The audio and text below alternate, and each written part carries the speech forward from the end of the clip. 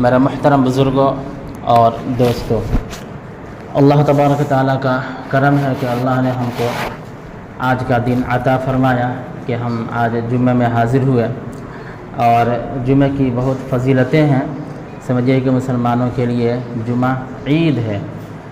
ایسے تو اسلام میں دو عید ہے، ایک عید الفطر ہے اور ایک عید الاضحیٰ ہے، اور جمعہ کا دن بھی ایک طرح سے عید ہے کہ تمام 7 دنوں میں یہ جو جمعہ کا دن ہے یہ دنوں کا سردار ہے۔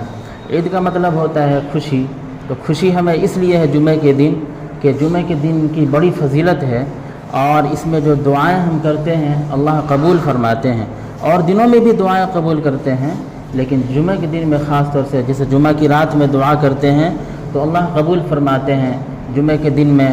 اور روزانہ درود شریف پڑھنا بھی ہے، لیکن جمعہ کے لیے خاص طور سے بھی آیا ہے کہ بہت اہتمام سے جمعہ میں کثرت سے زیادہ درود شریف پڑھنا چاہیے۔ تو ایک مومن بندے کے لیے جب بھی نعمت ہے تو وہ عید ہی ہے۔ مثال کے طور پر وہ عمرہ کے لیے جا رہا ہے تو اس کے لیے خوشی ہے، عید مطلب خوشی۔ تو اسی طرح جب وہ ملتزم کے پاس چلا گیا تو اس کے لیے عید ہی ہے۔ طواف کر رہا ہے تو عید ہے، صفا مروہ کے درمیان دوڑ چل رہا ہے تو وہ عید ہی ہے، اور پھر وہ جو خاص مقام ہے جہاں پہ دوڑا جاتا ہے علیہ السلام، تو سمجھیے کہ وہ بھی اس کے لیے ایک عید ہی ہے۔ تو اصل میں اسلام میں 2 ہی عید ہے، جو کہا گیا عید منانے کے لیے اسلام میں 2 ہی عید ہے، لیکن خوشی کے بہت سے مواقع اللہ تعالیٰ فرماتے ہیں۔ ہم اگر فجر کی نماز ادا کر لیے تو یہ بھی ہمارے لیے ایک نماز کا موقع دیجیے مدرسے سے شبیر بھائی کے مدرسے سے، اچھا لڑکیوں کے مدرسے، تو اب بھی بول دیجیے۔ جی اسے تھوڑا سا بات کریں۔ تو میں یہ کہہ رہا ہوں کہ مومن کے لیے تو عید ایک وقت نہیں ہے بلکہ ہمیشہ عید ہے۔ فجر کی نماز ادا کر لیے وہ خوشی ہے۔ اسلام میں بس 2 عید ہے، یہ تو بات طے ہے، لیکن خوشی کے بہت سے مواقع ہیں۔ فجر کی نماز ادا کر لیے بہت بڑی نعمت حاصل کر لیے، اور ہم سب محسوس کر سکتے ہیں اگر ہم فجر کی نماز ادا نہیں کی ہے اور ہم دن کیسے گزار رہے ہیں، لیکن اندر سے ہماری کیا کیفیت ہے ہم محسوس کرتے ہیں۔ لیکن جس دن ہم فجر کی نماز ادا کر لیتے ہیں اندر سے ایک خاص خوشی ملتی ہے، اور فجر کی نماز جو ادا کر لیتا ہے اللہ تبارک و تعالیٰ اس کو اپنی حفاظت میں، خاص حفاظت میں لے لیتے ہیں۔ تو میرے محترم بزرگوں دوستو، ہمارے لیے تو نبی صلی اللہ علیہ وسلم کا وجود ہی خوشی ہے، اور وہ جب تشریف لائے خوشی ہمارے لیے ہے، اور وہ ہمیں جو تعلیم دیے سب سے ہمیں خوشی ہی خوشی ہے، اور ہم جب ان کو یاد کریں تب ان پر درود شریف بھیجیں، یعنی صلاۃ اللہم صلی علی محمد پڑھیں، اسی طرح صلی اللہ علیہ وسلم پڑھیں، یعنی سلم یعنی سلام ہو گیا، صلی اللہ یہ درود۔ تو ہمیشہ جب بھی ان کی یاد آ جائے تب ہمارے لیے خوشی کا دن ہے، صرف ایک دن خوشی کا دن نہیں ہے۔ یہ ہم ادھر کے طریقوں سے ہم لے کر زندگی نہیں گزاریں گے، بلکہ ہم تو صحابہ کرام کے طریقے سے لے کر زندگی گزارتے ہیں۔ وہ آپ کو معلوم ہے بلال رضی اللہ تعالیٰ عنہ، ان کو جب تکلیفیں دی جا رہی تھیں، لیکن ان کا کنیکشن کہاں سے تھا؟ ان کا کنیکشن اللہ سے تھا، اور ان کا کنیکشن حضرت محمد مصطفیٰ صلی اللہ علیہ وسلم کے ساتھ تھا۔ ان کو تکلیفیں دی جا رہی تھی، تو اگر آج اس طرح تکلیفیں کسی کو دی جائے وہ بلبلا اٹھے، پریشان ہو جائے، یعنی سمجھیے کہ وہ کہے گا کہ پوری مصیبت ہمارے اوپر آ گئی ہے، لیکن وہ احد احد کہہ رہے تھے، اور اس میں ان کو جو اندر سے جو لذت مل رہی تھی، جو طاقت مل رہی تھی، اس طاقت کے ساتھ وہ آرام سے تھے، ورنہ پریشان ہو جاتے۔ اسی طرح کتنے صحابہ کرام ہیں، عمر بن عبدالعزیز رحمۃ اللہ علیہ کا واقعہ بھی آپ نے سنا ہوگا، کتنے لوگ تھے جو پہلے ایک دوسری حالت میں تھے، پورے مال دولت اور عیش و عشرت کی زندگی گزارتے تھے، لیکن جب اسلام کی خدمت میں وہ لگ گئے، دین کی خدمت میں لگ گئے، تو جو بھی ان کے پاس ہوتا تھا وہ تو اللہ کے راستے میں خرچ کرتے تھے، اور اپنے بالکل سادہ زندگی گزارتے تھے، اور اسی میں ان کو مزہ آتا تھا۔ پہلے سب کچھ ہونے کے بعد وہ سکون نہیں، لیکن اب سب کچھ ہونے کے باوجود اپنے پاس سے وہ اللہ کے راستے میں خرچ کرتے تھے، اور اپنے انرجی کو، اپنی طاقت کو، اپنے فکر کو، اپنے جسم کو، اپنے ہاتھ کو، اپنی زبان کو، اپنی روح کو، اپنی آنکھ کو، اپنے ہاتھ پیر کو اللہ کے راستے میں خرچ کرتے تھے۔ اس میں ان کو مزہ آتا تھا۔ ظاہری طور پر لگتا تھا کہ ان کے پاس کچھ نہیں ہے، لیکن اندرونی طور پر ان کو اتنا مزہ آتا تھا۔ بلکہ ایک تو ہے کہ جب انتقال کیے ایک اللہ کے بہت قریبی بندہ، تو پتہ چلا کہ جب ان کو کفنایا جا رہا تو کفن کے لیے کپڑے نہیں ہیں، سر ڈھکا جا رہا تو پیر کھل جا رہا، اور پیر کو ڈھکا جا رہا تو سر کھل جا رہا، یہ حالت تھی۔ لیکن انتقال سے پہلے بھی خوشی، اور مرنے کے بعد تو ان کا جو اونچا مقام ہے وہ تو ہے ہی۔ تو میرے محترم بزرگوں، دوستو، ہمارے لیے خوشی کا ایک صرف آج 12 ربیع الاول ہی نہیں ہے، بلکہ پوری زندگی ہمارے لیے خوشی ہے۔ جب جب ہم یاد کریں نبی صلی اللہ علیہ وسلم کو، ہم اسی وقت جشن عید میلاد النبی منائیں۔ فجر میں بھی منائیے، ظہر میں بھی منائیے، عصر میں بھی منائیے، 24 گھنٹہ منائیے۔ کسی ایک دن کے لیے نہیں رکھیں گے کہ بس ایک دن خوب اچھے سے اہتمام کر لیے اور سالوں بھر پتہ نہ کہاں ہے۔ ایک دن خوب اچھے سے ان پر درود سے پڑھ رہے ہیں اور سالوں بھر پتہ نہیں کہاں ہے۔ دو طرح کے لوگ ہوتے ہیں عید منانے والے آج کے دن۔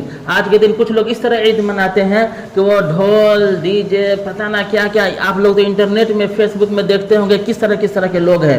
تو ایسے لوگوں کو کوئی بھی پسند نہیں کرتا، چاہے کسی بھی جماعت سے ہو۔ اب کچھ لوگ ایسے ہوتے ہیں، یہ سب خرافات، یہ سب اتنا خطرناک مرحلہ تو نہیں، اس مرحلے سے تو نہیں گزرتے ہیں، لیکن آرام سے آج کے دن بہت اچھے سے اہتمام کے ساتھ درود شریف وغیرہ پڑھتے ہیں، اچھی بات ہے۔ لیکن صرف آج ہی کے دن نہیں کہ درود شریف پڑھے، بلکہ جب تذکرہ آئے، جب یاد آ جائے تب پڑھنا ہے، جب یاد آ جائے تب ان کے مشن کے لے کر کھڑے ہو جانا ہے۔ جب نبی صلی اللہ علیہ وسلم کی یاد آ جائے، جب صحابہ کی یاد آ جائے، جب اہل بیت کی یاد آ جائے، جب خلفائے راشدین کی یاد آ جائے، جب تمام انبیاء مرسلین کی یاد آ جائے، اسی وقت ان کے مشن کو لے کر کھڑے ہو جانا ہے۔ اگر ہم چل رہے ہیں، نبی صلی اللہ علیہ وسلم کی یاد آ جائے، اسی وقت ہمیں چلنے میں عید منانا ہے۔ کس طرح عید منائیں گے؟ ہمارے لیے اتنی بڑی نعمت ہیں، ہم ان کے مطابق چلیں گے، بیٹھیں گے تو ان کے مطابق بیٹھیں گے، کھائیں گے تو ان کے مطابق کھائیں گے، ہم سنت کے مطابق کھائیں گے، ہم کمائیں گے تو ان کے مطابق کمائیں گے۔ انہوں نے کہہ دیا کہ تجارت کرو لیکن حلال طریقے سے کرو، تو ہم حلال طریقے سے تجارت کریں گے۔ جیسے کہہ دیا نبی صلی اللہ علیہ وسلم نے کہ التاجر الصدوق الامین، یعنی جو تاجر ہے وہ سچا ہے اور امانت دار ہے، غلط ملت نہیں کرتا ہے، گڑبڑی نہیں کرتا ہے، اچھے اسلامی طریقے سے تجارت کرتا ہے، تو اس کا حشر نبیوں کے ساتھ ہوگا، صدیقین کے ساتھ ہوگا، اچھے لوگوں کے ساتھ حشر ہوگا۔ تو تجارت بھی اسلام کے طریقے کے مطابق، نبی صلی اللہ علیہ وسلم کے طریقے کے مطابق۔ تو ہمیں 24 گھنٹہ یعنی سالوں بھر ہمیں عید منانا ہے۔ یعنی عید کو اگر خوشی کے معنی میں لیا جائے تو اس طرح منانا ہے، صرف آج کے دن کے لیے خاص کر دیے، باقی دن بالکل غفلت میں۔ شادی ہم کر رہے ہیں تو الگ طریقے سے، اور ان سے پوچھا جائے کہ بتائیے نا نبی صلی اللہ علیہ وسلم کی سیرت کیا تھی، پتہ ہی نہیں، ابا کا نام کیا تھا پتہ ہی نہیں، اماں کا نام کیا تھا پتہ ہی نہیں، نانی کا نام، نانا کا نام کیا تھا پتہ ہی نہیں۔ اچھا خیر یہ سب چیزیں ہر آدمی یاد نہیں کر پاتا ہے، تو ان کے کچھ اخلاق بتائیے تو پتہ ہی نہیں۔ اچھا نبی صلی اللہ علیہ وسلم 24 گھنٹہ جو زندگی گزارتے تھے تو صبح میں کب اٹھتے تھے معلوم ہی نہیں، صبح میں اٹھ کر تہجد پڑھتے تھے کہ نہیں پڑھتے تھے معلوم ہی نہیں۔ اچھا پڑھتے تھے، جب معلوم ہو گیا تو ہم پڑھ رہے ہیں کہ نہیں ان کی اتباع میں، تو نہیں کر رہے ہیں۔ یہ کیسا ہم جشن منا رہے ہیں بھائی کہ ان سے کوئی کنیکشن ہی نہیں۔ اور اسی طرح وہ فجر کی نماز پڑھتے تھے اور کہتے تھے کہ نماز میری آنکھ کے لیے ٹھنڈک ہے، اور ہم کو اس سے کوئی کنیکشن ہی نہیں۔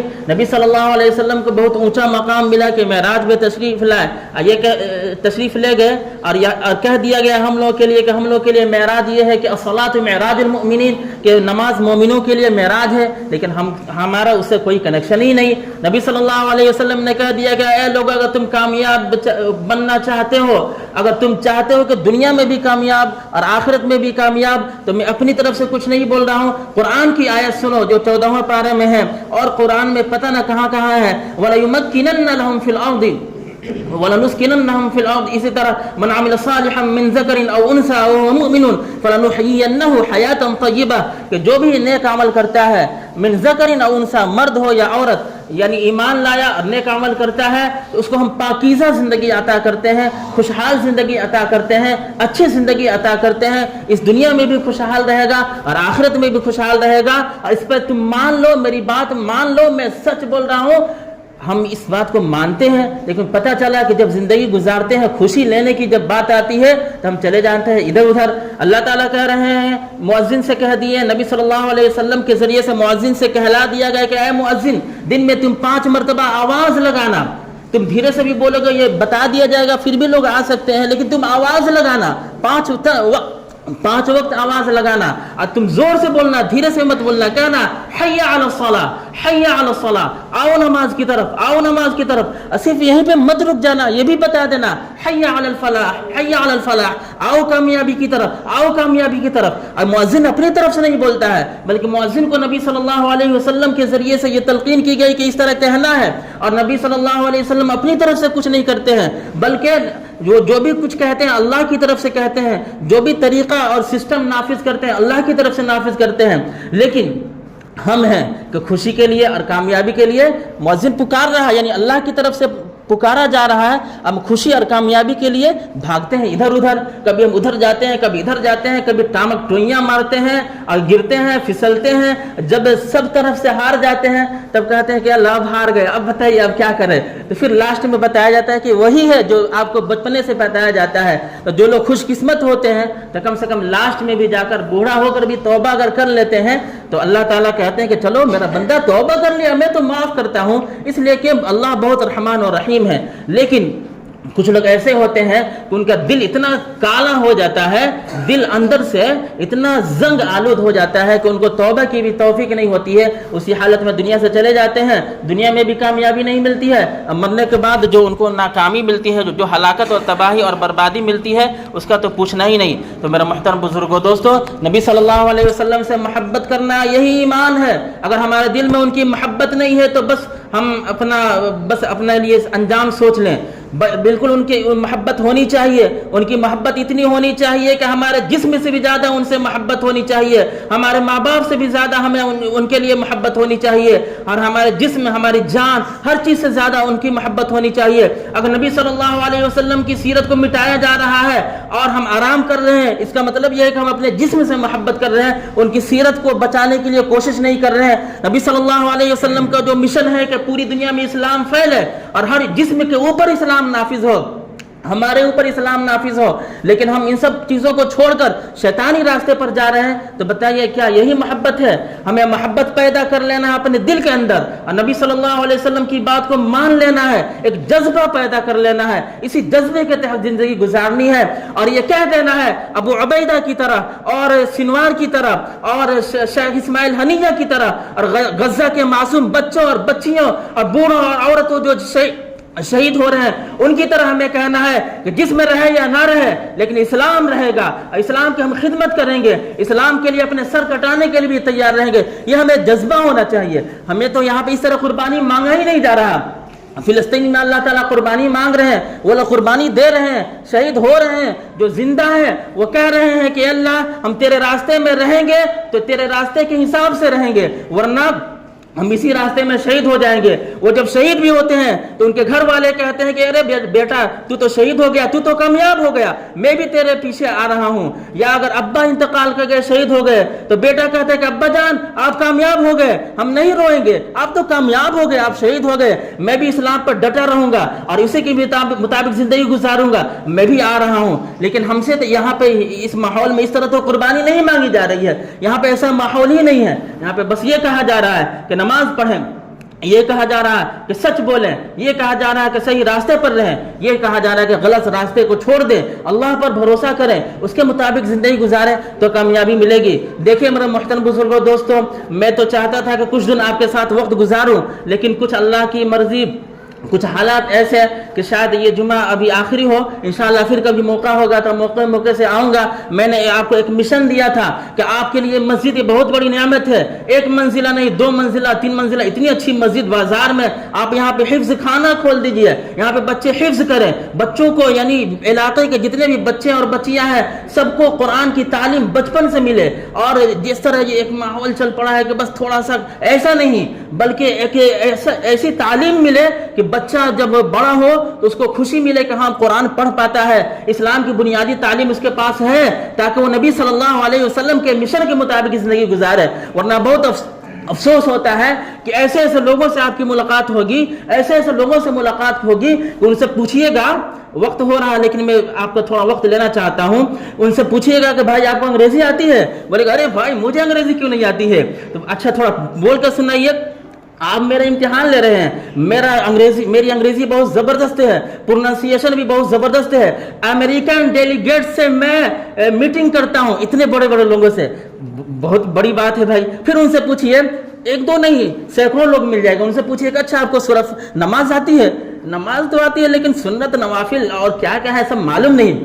اچھا اتنی بات چھوڑیے, دعائے قنوت آپ کو معلوم ہے؟ نہیں معلوم ہے. ثنا معلوم ہے, پڑھ رہے ہیں تو کچھ غلطی ہو جا رہی ہے. اچھا سب کچھ چھوڑیے, بسم اللہ آپ کو معلوم ہے؟ ہاں بھائی بسم اللہ کیوں نہیں معلوم ہے؟ بسم اللہ پڑھیے, اس کے بعد سورہ فاتحہ بھی پڑھنا ہے. تو بسم اللہ جب ان سے پڑھائیں گے تو بسم اللہ بھی صحیح سے نہیں پڑھ پائیں گے. بسم اللہ الرحمن الرحیم, اس میں جو ہا نکالا جاتا ہے ان سے نکل ہی نہیں رہا. انگریزی میں اتنے جو الفاظ ہیں, حروف ہیں, اور زبان کو ٹیڑھا میرا اچھا سے کر کے نکال دے رہا ہے. اچھی بات ہے, غلط نہیں ہے, اچھے سے انگریزی بولنی چاہیے, لیکن جو ہمارا اسلام ہے, جو اصل چیز ہے, اس میں جو ہا ہے وہ نکل ہی نہیں پا رہا. اور وہ بالکل فخر سے کہہ رہے کہ ہم تو امریکن ڈیلیگیٹ سے ہم میٹنگ کرتے ہیں. اب پتہ چلا کہ جو ہماری بنیادی چیز ہے وہ بسم اللہ میں جو ہا ہے وہ نہیں نکل پا رہا. ایک نہیں سینکڑوں لوگ ایسے ملیں گے. تو ایسا کیوں ہوا؟ ایسا اس لیے ہوا کہ ہم نے توجہ نہیں دی. ہمیں توجہ دینی ہے بچپن سے, دین پر اپنے آپ کو جمع دینا ہے, بچپن سے تعلیم دینی ہے. اور میں نے بتایا تھا کہ قرآن کی تعلیم دیں گے تو کھائے پیے بغیر ایسا نہیں ہوگا کہ بھوکے مر جائیں گے, بلکہ راستے ہیں ہم کو معلوم ہی نہیں ہے. آپ قرآن کی تعلیم بھی دیجئے بچوں کو, انگریزی بھی پڑھائیے, وہ بچہ دین پر ڈٹا بھی رہے گا, وہ بچہ ڈاکٹر بھی رہے گا, انجینئر بھی رہے گا, اور اچھا پروفیشنل بھی رہے گا, وہ اچھا پیسہ بھی کمائے گا, لوگوں میں غریبوں میں خرچ بھی کرے گا, اسلام پر ڈٹا رہے گا. پھر دیکھیے گا اسلام کا بول بالا ہوگا. نبی صلی اللہ علیہ وسلم کے صحابہ جو تربیت یافتہ تھے, آپ نے دیکھا نہیں کہ اس میں غریب بھی تھے, اور اس میں عثمان غنی رضی اللہ تعالیٰ عنہ بھی تھے جن کے پاس بہت مال و دولت. تو کیا اسلام غریب بناتا ہے؟ ایسا نہیں, اسلام غریب نہیں بناتا ہے, بلکہ اسلام نے ایک طریقہ دیا ہے. کچھ لوگ امیر بھی ہوں گے, کچھ لوگ غریب بھی ہوں گے, لیکن سب کو اسلام کے راستے پر رہنا ہے. لوگوں نے یہ سمجھ لیا ہے کہ جب اسلام پہ آئیں گے, جب نماز میں آئیں گے, جب قرآن پڑھیں گے تو بچہ غریب ہوگا, کھائے گا کہاں سے؟ ایسا نہیں ہے. دنیا کو دیکھیے کہ ہزاروں نہیں لاکھوں علماء ہیں جن کے پاس لاکھوں کی دولت ہے. مولانا طارق جمیل صاحب کو دیکھیے, اور جنید جمشید رحمۃ اللہ علیہ جو انتقال کر گئے, وہ ان کو بھی دیکھیے کہ اسلام پر ڈٹے رہے. تو کیا وہ خیر فقر و فاقہ میں آ گئے؟ مال و دولت کی ایک دم بہتات ہے ان کے پاس تھی, اور بے شمار لوگ ہیں. تو اسلام پر ہمیں ڈٹنا ہے. اسلام کسی کو مٹاتا نہیں ہے, اسلام تو ترقی دیتا ہے. اسلام جو ہے نا دنیا میں بھی ترقی دیتا ہے, مرنے کے بعد بھی ترقی دیتا ہے. مرنے کے بعد تو جنت تو ہے ہی, دنیا میں اسلام عزت دیتا ہے, اطمینان دیتا ہے, اور سکون دیتا ہے, راحت دیتا ہے, چین دیتا ہے, ڈپریشن کو دور کرتا ہے, بیماریوں سے بھی لڑنے کی طاقت دیتا ہے, مصیبتوں سے لڑنے کی طاقت دیتا ہے. اور اسلام ایسا ہے کہ جس بندے کے اندر اسلام آ گیا اور پکا مسلمان ہو گیا, سچا مسلمان ہو گیا, 100% مسلمان ہو گیا, مومن کامل ہو گیا, تو وہ بچہ بس وہ انسان یہ سمجھتا ہے کہ بس اب تو جنت کا میں مزہ لے رہا ہوں. دنیا میں بہت سے لوگ ہیں. اللہ تبارک و تعالی ہم سب کو سچا اور پکا مسلمان بنائے, اور اسی کے مطابق زندگی گزارنے کی توفیق عطا فرمائے. اور جب ہمارا خاتمہ ہو تو ایمان پر خاتمہ ہو. ہمیشہ ہمیں استغفار کرنا چاہیے, اور جو زندگی گزر گئی ایک دوسرے پر طعنہ نہیں مارنا ہے کہ ارے بھائی اب نماز نہیں پڑھتا, بہت گڑبڑ ہے. محبت سے اس کو سمجھانا ہے, اور جو آ رہا ہے گلے لگانا ہے. ایک نئی زندگی شروع کرنی ہے. ہمیں بھی قرآن سیکھنا ہے, امام صاحب سے سیکھنا ہے, اپنے بچے کو بھی سکھانا ہے, اور یہ طے کر لینا ہے کہ میرا بچہ میٹرک نہیں کرے گا جب تک وہ حافظ نہ بن جائے. اگر اس کا دماغ اتنا نہیں چل رہا تو کم سے کم 5 پارہ میرا بچہ میٹرک کرنے سے پہلے ضرور اس کو حفظ کرا دینا ہے. جب بچہ 5 پارہ حفظ کرے گا تو دینی تربیت بھی رہے گی. پھر دیکھیے کہ آپ جب دنیا سے چلے جائیں گے, ہم دنیا سے چلے جائیں گے, اور وہاں پہ جب بچہ دعا کرے گا اتنا مزہ آئے گا, کہیں کہ واہ ہم نے دنیا میں اپنے بچے کو جو چھوڑا ہے واقعی میں ہم نے چھوڑا ہے کہ اس کے پاس دین ہے. اللہ تبارک تعالی ہم سب کو کرنے سننے سے زیادہ عمل کی توفیق عطا فرمائے. یہ سب تقریر ریکارڈ ہو گئی ہے, انشاءاللہ میں اس کو انٹرنیٹ میں بھی ڈالوں گا, جس کو اگر سنانا ہو انشاءاللہ سنائیں گے, تاکہ سب لوگوں کو, ہماری ماں بہنوں کو بھی اس سے فائدہ پہنچے. وآخر دعوانا ان الحمدللہ رب العالمین.